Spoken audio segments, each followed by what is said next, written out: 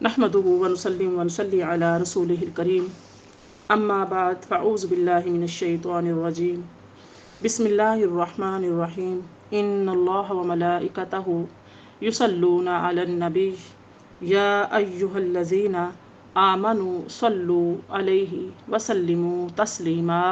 درود پاک پڑھ دیں سب مل کر، اللہم صلی علی سیدنا و مولانا محمد معدن الجود والکرم وآلہ وصحبہ وبارک وسلم۔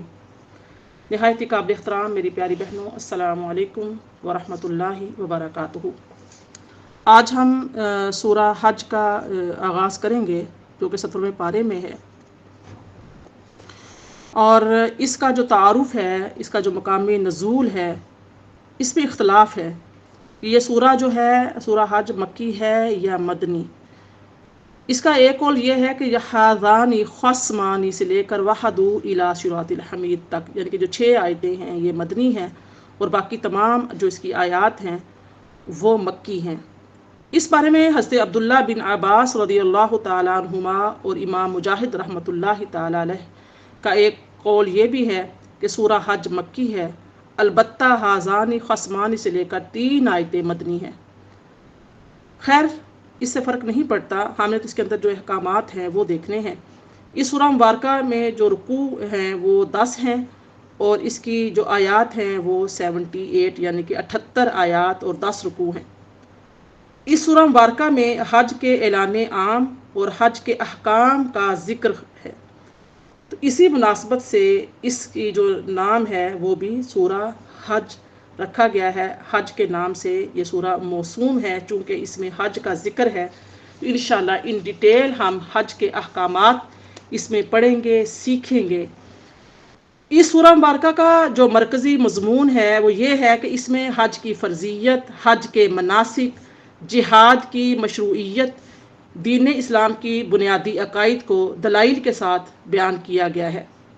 اور اس کے علاوہ اس سورہ مبارکہ میں اس کی جو ابتدا ہے، جو شروعات ہے، وہ لوگوں کو اللہ تعالی سے ڈرنے کا حکم دیتی ہے اور قیامت کے ہولناکیاں جو ہے، ہولناک مناظر وہ بیان کرتے ہیں۔ مخلوق کی موت کے بعد اسے دوبارہ زندہ کرنے پر اللہ تعالیٰ کی قدرت کی دلیل بیان کی گئی ہے سورہ مبارکہ میں، اور جو رب تعالیٰ مردہ نطفے سے زندہ انسان اور بنجر زمین کو پانی برسا کر سرسبز کرنے پر قادر ہے، تو وہ مخلوق کو دوبارہ زندہ کرنے پر بھی قادر ہے۔ پھر اس سورہ مبارکہ میں دین اسلام کے بارے میں شک اور تردد میں رہنے والوں کا حال بیان کیا گیا ہے کہ ان کا کیا حال ہے، مثال دے کر بیان کیا گیا ہے۔ 5 قسم کے جو کفار کو ہونے والے عذاب اور مسلمانوں کو ملنے والی جزا اسی سورہ مبارکہ میں بیان کی گئی ہے۔ حج کے اعلان عام کا ذکر کیا گیا ہے اور حج اور حرم سے متعلق احکامات بھی اسی سورہ مبارکہ میں بیان کیے گئے ہیں۔ کفار کے ساتھ جنگ کرنے کی اجازت دی گئی ہے۔ کفار مکہ کو پچھلی امتوں کے حوالے سے ڈرایا گیا ہے، جب انہوں نے ایمان کی دعوت قبول نہ کی تو وہ عذاب میں گرفتار ہو گئے۔ نبی کریم صلی اللہ علیہ وآلہ وسلم اور مسلمانوں کو اس بات پر تسلی دی گئی ہے کہ وہ شیطان کی گمراہ کن باتوں یعنی کہ باتوں سے نہ گھبرائیں، کیونکہ وہ ہر نبی اور ہر رسول کی دینی سرگرمیوں میں رخنہ اندازی کرتے رہے ہیں اور اللہ تعالیٰ شیطان کی ہر سازش ناکام بنا دیتا ہے۔ مکہ مکرمہ سے ہجرت کے دوران شہید کر دیے جانے والوں اور انتقال کر جانے والوں کی جزا بیان کی گئی ہے، اور اسی سورہ مبارکہ میں قرآن پاک کی عظمت و شان بیان کی گئی ہے، اور یہ بتایا گیا ہے کہ کفار و مشرکین قرآن مجید کو پسند نہیں کرتے اور وہ انبیاء اور مرسلین علیہم الصلوۃ والسلام سے بغض رکھتے ہیں۔ اور اس سورہ مبارکہ میں یہ بھی بتایا گیا ہے کہ اللہ تعالیٰ نے چند فرشتوں کو دیگر فرشتوں پر اور چند انسانوں کو دیگر انسانوں پر فضیلت دی ہے۔ برائے کرم اپنے مائک کا خیال رکھیں۔ یہ دیکھا کریں کہ میں تو نہیں دیکھ رہی آپ کس پوزیشن میں بیٹھے ہوئے ہیں، قرآن پاک کو کتنا سیریس لیتے ہیں، کتنا اچھے طریقے سے سنتے ہیں، اس کا کتنا ادب اور احترام کرتے ہیں، لیکن اللہ رب العزت کو اپنے ساتھ موجود پایا کریں۔ اللہ پاک آپ کے حال سے واقف ہے۔ اب اس سورہ مبارکہ کی جو مناسبت سورہ انبیاء کے ساتھ بھی ہوتی ہے، جیسے سورہ انبیاء ماشاءاللہ ہنا بہن نے بڑے اچھے طریقے سے کور کی ہے، وہ آپ نے سنی بھی ہے، تو سورہ حج کے اپنے سے جو ماقبل سورہ انبیاء سے مناسبت ہے وہ یہ ہے کہ سورہ انبیاء میں بھی قیامت کی ہولناکیوں کا بیان تھا، اور اس سورت کا آغاز بھی قیامت کی ہولناکیوں کے بیان سے ہو رہا ہے۔ سورہ انبیاء میں اللہ کے واحد و یکتا ہونے کا بیان تھا، اور اس سورہ مبارکہ یعنی سورہ حج میں بھی اللہ رب العزت کی وحدانیت کا بیان ہے۔ تو یہ تھی اس کی یعنی کہ اس کے مضامین جو آپ کے سامنے میں نے ذکر کیے۔ اب آئیے ہم لوگ اس کو باقاعدہ اس کی تفسیر کو شروع کرتے ہیں۔ قال اللہ تعالی فی القرآن المجید والفرقان الحمید، بسم اللہ الرحمن الرحیم، یا ایہا الناس اتقوا ربکم ان زلزلۃ الساعۃ شیء عظیم یوم ترونها تذہل کل مرضعۃ عما ارضعت وتضع كل ذات حمل حملها وترى الناس سكارى وما هم بسكارى ولكن عذاب الله شديد ومن الناس من يجادل في الله بغير علم ويتبع كل شيطان مريد كتب عليه أنه من تولاه فأنه يضله ويهديه إلى عذاب السعير۔ صدق اللہ العلی العظیم۔ ترجمہ سماعت فرمائیں، اے لوگو اپنے رب سے ڈرتے رہو، بے شک قیامت کا زلزلہ بڑی سخت چیز ہے۔ جس دن تم اسے دیکھو گے، ہر دودھ پلانے والی ماں اس بچی کو بھول جائے گی جسے وہ دودھ پلا رہی تھی، اور ہر حمل والی عورت اپنا حمل گرا دے گی، اور دیکھنے والے تو لوگوں کو نشہ کی حالت میں دیکھے گا، حالانکہ وہ فی الحقیقت نشے میں نہیں ہوں گے، لیکن اللہ کا عذاب ہی اتنا سخت ہوگا کہ ہر شخص حواس باختہ ہو جائے گا۔ اور کچھ لوگ ایسے ہیں جو اللہ کے بارے میں بغیر علم و دانش کے جھگڑا کرتے ہیں اور ہر سرکش شیطان کی پیروی کرتے ہیں، جس شیطان کے بارے میں لکھ دیا گیا ہے کہ جو شخص اسے دوست رکھے گا سو وہ اسے گمراہ کر دے گا۔ صدق اللہ العلی العظیم۔ رب اشرح لی صدری ویسر لی امری واحلل عقدۃ من لسانی یفقہوا قولی، اللہم فقہنا فی الدین، آمین یا رب العالمین۔ پیاری بہنوں، آپ کے سامنے میں نے سورہ حج کی پہلی 4 آیات تلاوت کی ہیں اور اس کا ترجمہ آپ کے سامنے میں نے پیش کیا ہے۔ یہ سورہ مبارکہ یا ایھا الناس اتقوا ربکم اس سے شروع ہو رہی ہے کہ اے لوگو، یہ عام خطاب ہے۔ جب یا ایھا الناس آئے تو سمجھ لیجئے کہ یہاں پر عام خطاب ہے، مسلمانوں سے بھی ہے اور غیر مسلم سے بھی ہے، حضرت آدم علیہ السلام سے لے کر آخر انسان تا قائم قیامت تک جو آنے والا ہے ان سب سے خطاب ہے۔ جو اس کتاب کو خاص طور پر پڑھے گا اس کے لیے تو خاص ہے، جیسے کہ اب ہم سن رہے ہیں، پڑھ رہے ہیں، یا ایھا الناس، اے لوگو، ستقوا ربکم، یعنی کہ اتقوا ربکم یہاں پہ آئے گا کہ ڈرتے رہو تم اپنے رب سے۔ میں نے رب کا معنی مفہوم بڑی ڈیٹیل کے ساتھ بارہا بار بیان کیا ہے۔ رب جو ہے وہ خالق، پیدا کرنے والا ہے، بلکہ پالنے والا بھی ہے۔ اس نے ہماری پرورش کے تمام انتظامات کیے ہیں، اس لیے ڈرو اس رب سے جو تمہیں پالنے والا ہے، تمہاری پرورش کرنے والا ہے، جو تمہارے لیے تمام اسباب کو مہیا کرنے والا ہے۔ آج خصوصی طور پر جو ہم دیکھیں گے، ہم اتقوا اللہ، تقوی کا دیکھیں گے کہ اللہ سے ڈرو۔ ڈرنے کا معنی یہاں پر کیا ہے؟ یہاں پہ آپ کو بہت غور سے اس چیز کو سمجھنا ہوگا، ذہن نشین کر لینا ہوگا، کیونکہ قرآن پاک میں جا بجا یہ الفاظ آتے ہیں۔ تقوی کا لفظ آتا ہے، اتقوا کا لفظ آتا ہے، بار بار اتقوا اللہ، اللہ سے ڈرنے کا۔ یہاں پہ ہم دیکھیں گے حضرت عبداللہ ابن مسعود رضی اللہ تعالی عنہ تقوی کی تعریف کرتے ہوئے فرمایا کرتے تھے کہ ان یطاع فلا یعصی، تقوی یہ ہے کہ رب تعالیٰ کی اطاعت کی جائے، اس کی نافرمانی نہ کی جائے۔ یعنی کہ تقوی کیا ہے؟ اللہ تعالیٰ کی اطاعت کی جائے۔ دوسرا فرماتے ہیں فَإِن يَشْكُرْ فَلَا يُكْفَرْ، رب تعالیٰ کی سینکڑوں نعمتوں کا شکر ادا کیا جائے۔ اللہ نے جتنی بھی نعمتیں دے رکھی ہیں ان تمام نعمتوں کا شکر ادا کیا جائے، اس کی ناشکری نہ کی جائے۔ شکوے، شکایتیں یہ ناشکری میں آ جاتی ہیں۔ اللہ پاک نے جو نعمتیں دے رکھی ہیں ان پر انسان کی نظر ہونی چاہیے، انسان کے ہر وقت یعنی کہ ذہن میں رہنا چاہیے کہ اللہ پاک نے مجھے کتنی نعمتوں سے نواز رکھا ہے۔ ہم کیا کرتے ہیں کہ جو نعمتیں اللہ نے عطا کر دی ہیں ہمیں، اس پر ہماری نظر نہیں ہے، اس کا ہم شکر بہت بہت کم ادا کرتے ہیں، کیونکہ اللہ پاک نے بھی قرآن پاک میں فرمایا ہے کہ تم میرا کم ہی شکر ادا کرتے ہو۔ تو ہم کیا کرتے ہیں؟ اللہ تعالیٰ کی دی ہوئی نعمتیں، سب سے بہترین چیز صحت ہے، یہ جو سانسیں آ اور جا رہی ہیں سب سے بہترین نعمت ہے۔ اس کے بعد ہم اسلام میں داخل ہوئے، اللہ پاک نے ہمیں مسلمان گھرانوں میں پیدا فرمایا، کتنی بڑی نعمتیں ہیں اللہ پاک کی۔ ہم کوئی نعمت کا شکر ادا نہیں کرتے، کم ہی کرتے ہیں، بلکہ ناشکری زیادہ کرتے ہیں۔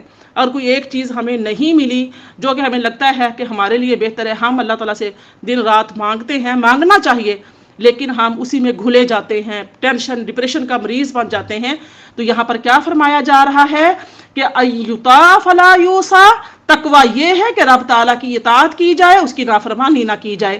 فإن یشکر فلا یکفر، رب تعالیٰ کی نعمتوں کا شکر ادا کیا جائے، اس کی ناشکری نہ کی جائے۔ وإن یذکر فلا ینسى، رب تعالیٰ کو ہر وقت یاد کیا جائے، اس کو بھلایا نہ جائے، ہر وقت اس کو یاد رکھا جائے۔ یہ بھی تقوی ہے کہ اللہ تعالیٰ کو یاد رکھا جائے، اس کو بھلایا نہ جائے۔ چھوٹے اور بڑے گناہوں سے بچنا بھی تقوی ہے۔ جب انسان چھوٹے چھوٹے گناہوں سے بچتا ہے تو پھر وہ اتنا زیادہ متقی ہو جاتا ہے کہ وہ بڑے گناہوں کا سوچ بھی نہیں سکتا۔ لیکن اگر انسان چھوٹے چھوٹے گناہوں کو بڑے آرام سے، بڑی ڈھٹائی کے ساتھ کر لیتا ہے اور یہ سوچتا ہے کہ اس سے کیا ہوتا ہے، تو یاد رہے کہ چھوٹی چھوٹے جو ڈراپ گرتے ہیں، پانی کے قطرے گرتے ہیں، اگر نیچے برتن رکھ دیا جائے، رات بھر ایک ایک قطرہ گرنے سے صبح دیکھیں گے وہ برتن بھر جائے گا پانی سے۔ رائی کے پہاڑ بنتے ہیں، چھوٹی چھوٹی چیز جگہ سے کہیں سے ڈسٹ جمع ہو جائے تو وہ بھی تہ جمع آ جاتی ہے۔ ہمیں یہ دیکھنا چاہیے کہ چھوٹے چھوٹے گناہ اگر ہم اس کو معمولی سمجھ کر رہے ہیں تو بروز قیامت وہ چھوٹے گناہ بڑے گناہوں میں بدل جائیں گے۔ تو چھوٹے گناہوں سے بچنا، بڑے گناہوں سے بچنا بھی تقویٰ کہلاتا ہے۔ ایسے شخص کی طرح ہو جو آپ فرماتے ہیں کہ راستے پر جاتا ہے، اسے کانٹے نظر آتے ہیں تو کبھی بھی اس راستے پر نہیں چلتا۔ تقویٰ کی تعریف کرتے ہوئے یہ بھی فرمایا کہ التقویٰ عملا بطاعت اللہ، تقویٰ یہ ہے کہ انسان ایسے اعمال بجا لائے جس کو اللہ کی اطاعت کہا جائے۔ یہ آج کا میرا خاص پوائنٹ ہے جو میں آپ کو بتانے جا رہی ہوں، تاکہ آپ اچھے طریقے سے ذہن نشین کر لیں تقوی کو اور سمجھ لیں کیا ہے التقویٰ عملا بطاعت اللہ۔ تقویٰ کیا ہے کہ ایسے اعمال انسان کرے جس کو اللہ تعالیٰ کی اطاعت کہا جا سکے۔ رجاء رحمت اللہ علی نور من اللہ، کیا ہے عمل یعنی کہ وقت اللہ تعالیٰ کا جو تقویٰ ہے وہ رحمت کی امید کرتے ہوئے بجا لایا جائے، اللہ سے ڈرا جائے، اللہ تعالیٰ کی رحمت کی امید رکھی جائے۔ اور پھر فرمایا اور یہ اعمال کرتے وقت اللہ کی طرف سے جو روشنی آئے اس کی سرپرستی میں ادا کرنے، یعنی کہ تقویٰ کے جو ہے وہ تقویٰ بجا لایا جائے، اعمال بجا لائے جائیں۔ اور تقویٰ یہ ہے کہ انسان رب تعالیٰ کی نافرمانیوں کو چھوڑ دے۔ کیوں چھوڑے، کس لیے چھوڑے؟ یعنی کہ وہ اللہ کی خوف سے چھوڑے، اللہ کی بھیجی ہوئی روشنی میں ان گناہوں کو چھوڑ دے۔ جیسا کہ ابھی آپ ماشاءاللہ دیکھ لیجئے کہ مستقل قرآن پاک کے ساتھ جڑے ہوئے ہیں رمضان المبارک سے، اور اللہ پاک نے یہ چاہا ہے کہ آپ لوگ، ہم لوگ، مجھ سمیت ہم لوگ ہدایت یافتہ بن جائیں، ہماری اعمال اچھے ہو جائیں، ہماری آخرت، ہماری موت اچھی ہو جائے۔ تو یہ اللہ تعالیٰ کی چاہت کو ہمیں سمجھنا چاہیے کہ یہ میرے رب نے ہمیں یہ چیز، ہمارے لیے یہ چیز چنی ہے، میرے رب کا کرم ہے جو ہم اپنی تمام مصروفیات کو چھوڑ کر اللہ کے اس قرآن پاک کو، اس پاک کلام کو سننے کے لیے، اس کے اوپر غور و فکر کرنے کے لیے جمع ہوتے ہیں۔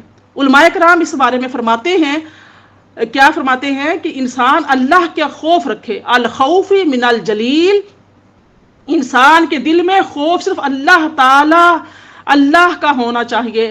والعمل بتنزیل، اس کی زندگی کے اعمال اس کی کتاب کی روشنی میں ہونے چاہیے جو کہ اللہ تعالیٰ کی طرف سے نازل کیے گئے ہیں۔ پھر فرماتے ہیں والقناعۃ بالقلیل، اور اس کے اعمال، اس کے اقوال کتاب و سنت کی روشنی میں ہونے چاہیے۔ وہ جو بات کہے، یعنی کہ اقوال، اس کے قول، اس کی بات کرنا، اس کا فعل، یعنی کہ اس کے افعال، وہ جو کام کرے اس کا ہر لمحہ اللہ تعالیٰ کی اطاعت میں ہونا چاہیے۔ وہ جو بات کر رہا ہو اس کی بات میں اللہ تعالیٰ کی اطاعت ہونی چاہیے۔ اس کے عمل میں اللہ تعالیٰ کی اطاعت، اللہ کے رسول صلی اللہ علیہ وسلم کی سنتوں کا وہ پیکر ہونا چاہیے، سر سے لے کر پاؤں تک اس کی زندگی جو ہے نا وہ عملی نمونہ ہونا چاہیے، نبی کریم صلی اللہ علیہ وآلہ وسلم کی سنت کریمہ پر چلنے والا ہونا چاہیے، نہ کہ وہ اپنی من مانیاں کرتا پھرے، نہ کہ وہ اپنی نفسانی خواہشات کا شکار ہو کر اپنی آخرت کو برباد کر لے، اپنے ایمان کو برباد کر لے۔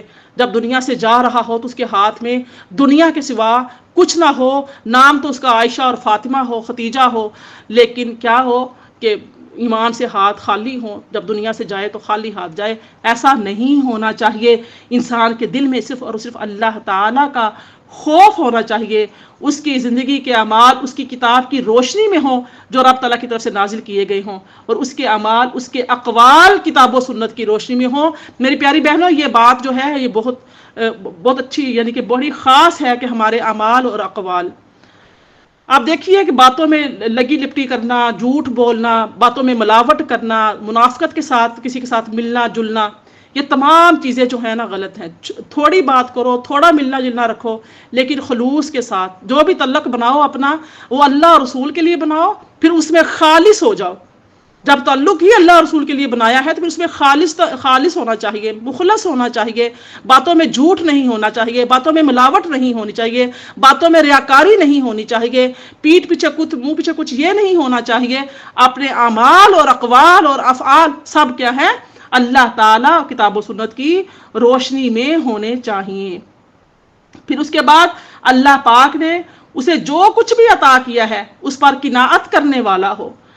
اللہ پاک نے جتنا بھی عطا کیا ہے اللہ کو بہتر پتا ہے میرے بندے کو کتنی ضرورت ہے۔ اگر اس سے یعنی کہ زیادہ سے زیادہ ہم بھی جب پاؤں پھیلاتے ہیں تو کیا ہوتا ہے؟ ہمارا بجٹ آؤٹ ہو جاتا ہے، ہم خود ہی پریشان ہو جاتے ہیں، ہم مقروض ہو جاتے ہیں جب ہم خواہشات کو بہت زیادہ پال لیتے ہیں۔